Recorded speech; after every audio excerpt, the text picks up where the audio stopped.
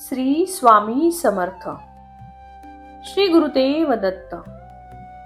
गुरुचरणी मस्तक ठेवून अंतकरण शुद्ध करून आज आपण श्री गुरुचरित्रातील दुसऱ्या अध्यायात प्रवेश करत आहोत. या अध्यायात गुरुकृपेचे महत्व, श्रद्धा आणि शरणागती यांचा एक गूढ अर्थ आपल्याला कळतो. जेव्हा भक्त पूर्ण विश्वासाने गुरुकडे पाहतो तेव्हा गुरुकृपा स्वतः मार्ग दाखवतात. चला तर मग श्रद्धेने आणि शांत मनाने ऐकूया श्री गुरुचरित्र कथासार अध्याय 2. गोदावरी नदी किनारी अंगिरस ऋषींचा आश्रम होता. वृक्षवेली पुष्पफळांनी त्या आश्रमाची शोभा ही द्विगुणित झाली होती. वेदाध्ययन करण्याकरता अनेक शिष्य गुरुजवळ राहत होते. गुरूंचे नाव होते वेदधर्म. वेदाचार्यात ते एक प्रमुख आचार्य होते. संदीपक नावाचा एक शिष्य होता. शास्त्र पुराणांचा अभ्यास तो गुरुजवळ करीत होता. गुरुचा तो अत्यंत आवडता शिष्य होता. गुरुची तो अतिशय सेवा हे मनपूर्वक करीत असे. गुरुवर त्याची खूप भक्ती होती. एक दिवस वेदधर्म ऋषींनी आपल्याला सर्व शिष्यांना एकत्र बोलवले. सर्वजण गुरुजवळ येऊन बसले. माझ्या प्रिय शिष्यांनो, तुमची माझ्यावर भक्ती आहे ना? गुरुनी विचारले. होय, सर्व शिष्य एका आवाजात म्हणाले. गुरुराया, भक्ती आहे म्हणजे काय आहे? आपण जे काय सांगाल ते आम्ही करू. गुरुच्या आज्ञेचे पालन करणं हे शिष्याचं कर्तव्य आहे. जर शिष्याने गुरुच्या आज्ञेचं पालन केले नाही तर अनर्थ होईल. आम्हाला याची कल्पना आहे. शिष्यांनो, ऐका. मी पूर्वीच्या हजारो जन्मात अनेक महापातके केली होती. त्यापैकी काही पापे अनुष्ठान करून धुवून टाकता आली. आता उरलेली जी पापे आहे ती भोगल्याशिवाय गत्यंतर नाही. त्या महापापातून माझी सुटका होणार नाही. तेव्हा काशीला जाऊन ती सर्व पापे भोगून फेडावी असा माझा विचार आहे. तरी मला काशीला घेऊन जा. मी शरीराने पाप भोगीन. माझ्या बरोबर जो शिष्य येईल त्याने माझी देखभाल करावी.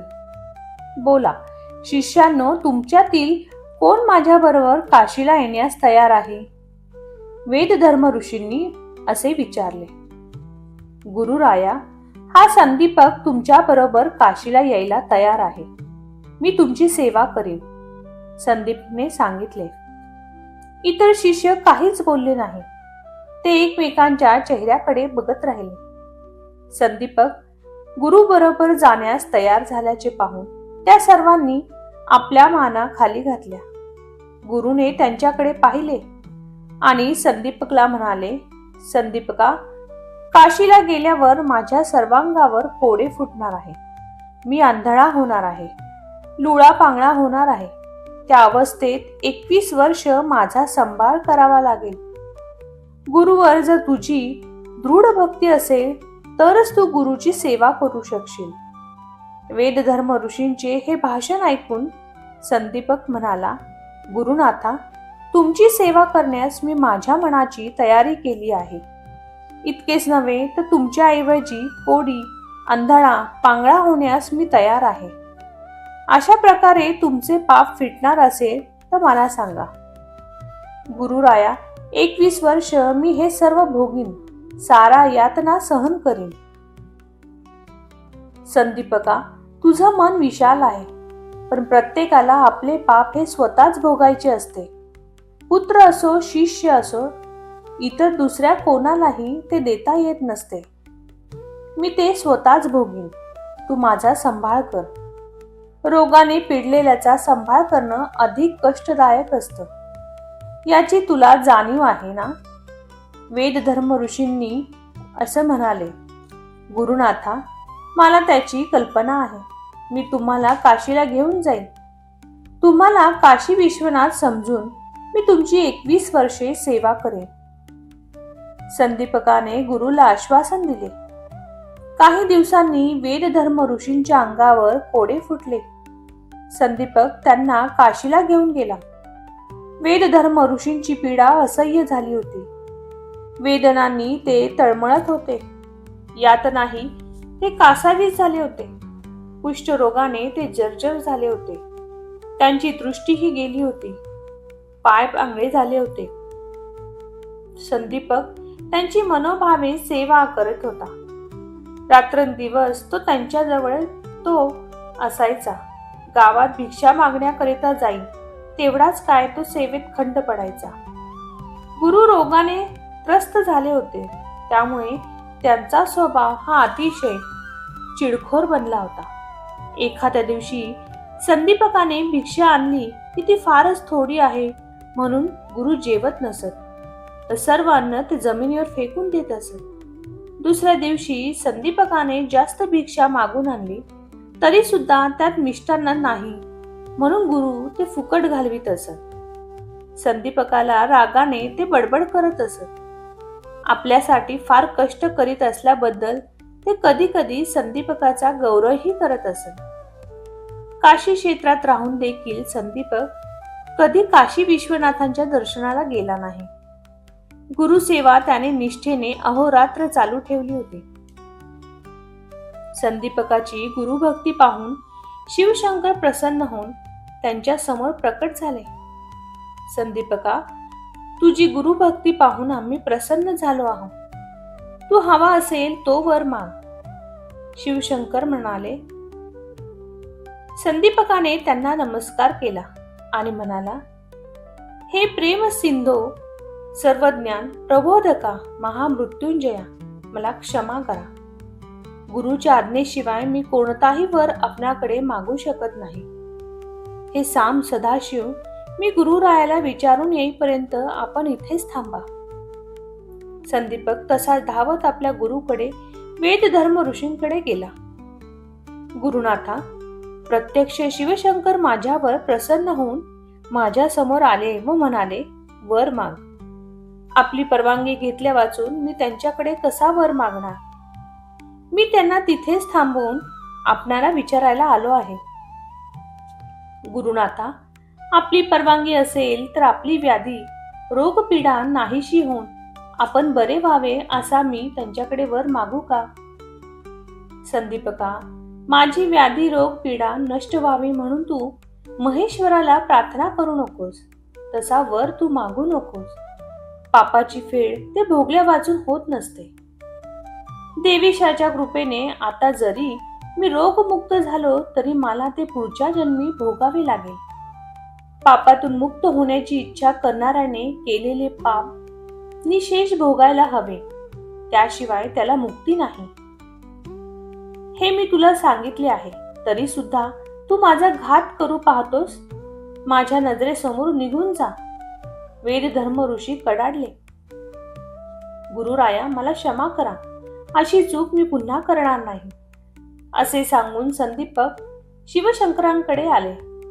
त्यांना वंदन करून म्हणाला, देवाधिदेवा, गुरुची इच्छा नसताना मी तुमचा वर कसा घेऊ? मला क्षमा करा. येतो मी. गुरुसेवेत विलंब होत आहे. महादेवा, विश्वेश्वा, विश्वंभरा, त्रिनेत्रधारी शिवशंभू, तुम्हाला मी नमस्कार करते. संदीपक नमस्कार करून तेथून निघतो.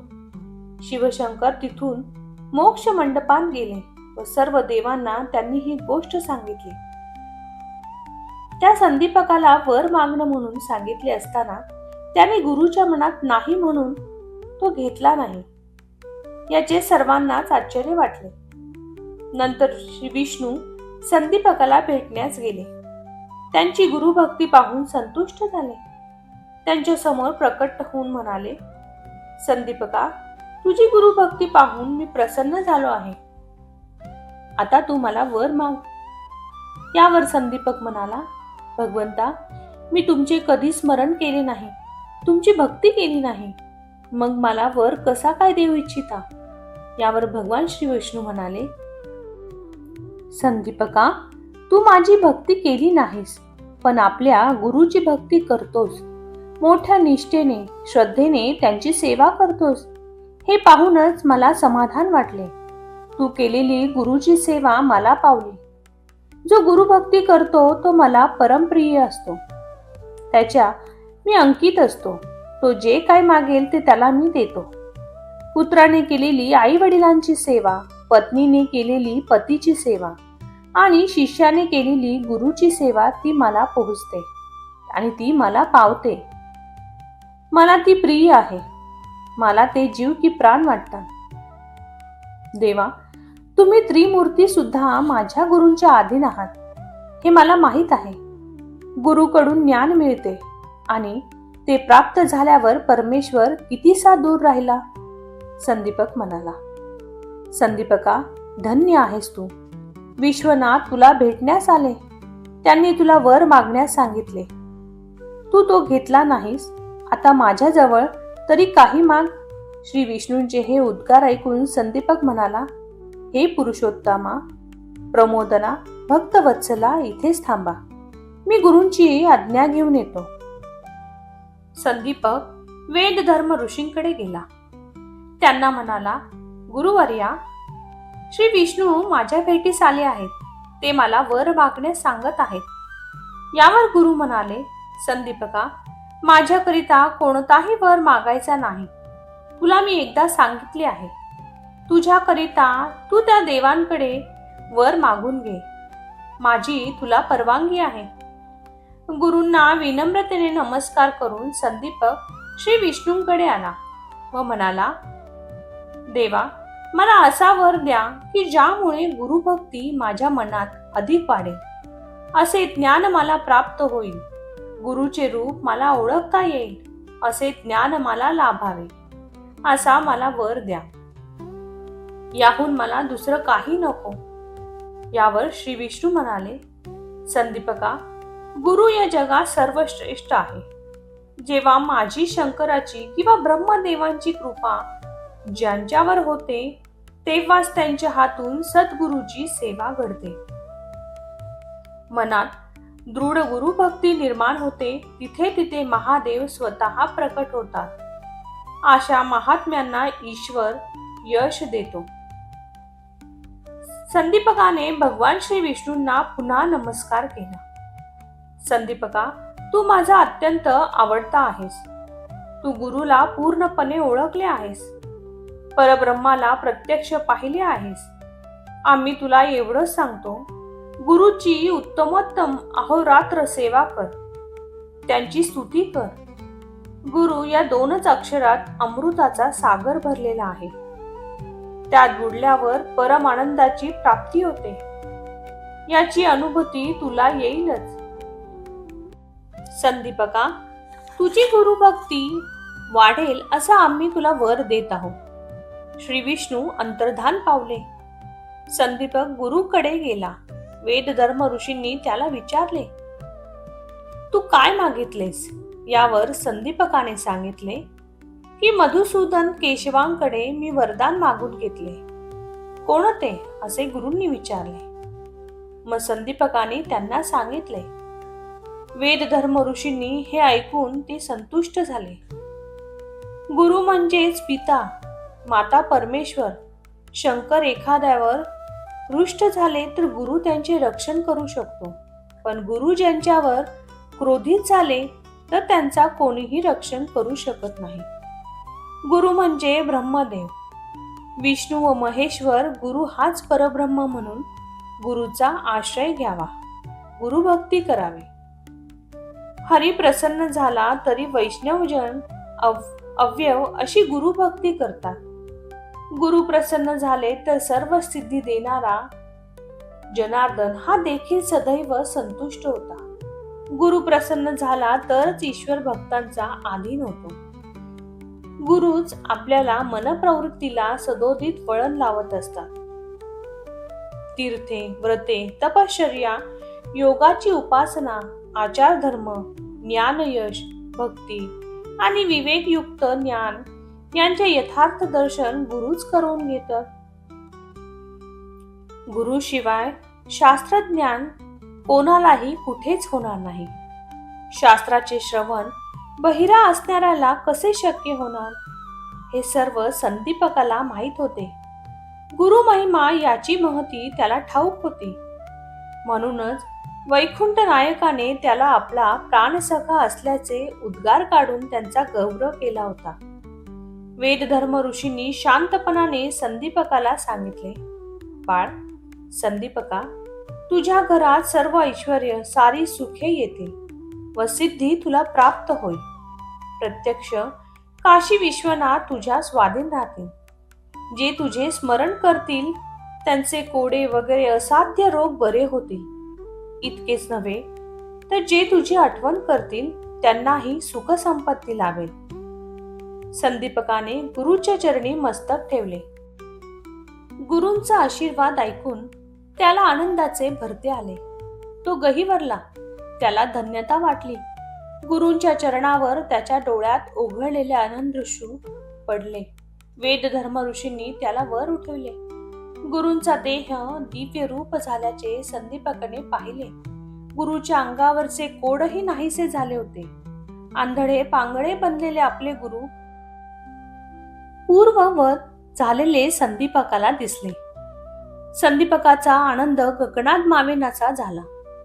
आपल्या प्रिय शिष्याची सत्व परीक्षा कसोटी बघण्याकरिता वेदधर्म ऋषींनी धारण केलेले ते रूप होते. वेदधर्म ऋषी हे महान तपस्वी होते. कुठले पातक त्यांना पिडणार होते? रोगपीडित, व्याधीग्रस्त, कुष्ठरोगी ते कसे बनू शकतील? संदीपकाच्या मनातही ही शंका उत्पन्न झाली होती.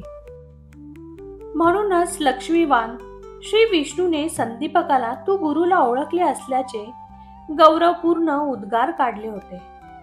ब्रह्मदेवाने सांगितलेली ही गोष्ट ऐकून कलियुगाने तेथून प्रयाण केले. अशा प्रकारे श्री गुरुचरित्रातील दुसरा अध्याय आपल्याला हे शिकवतो की गुरुवर अखंड श्रद्धा ठेवणारा भक्त कधीही एकटा राहत नाही. गुरुकृपा ही अदृश्य असली तरी ती प्रत्येक क्षणी भक्तांचे रक्षण करते. हा अध्याय ऐकून आपल्या मनात श्रद्धा, संयम आणि विश्वास अधिक दृढ होतो. पुढील अध्यायात गुरु लीलेचा आणखी दिव्य अनुभव घेण्यासाठी तयार रहा. श्री गुरुचरित्र कथासार अध्याय 2 समाप्त. श्री स्वामी समर्थ. श्री गुरुदेव दत्त.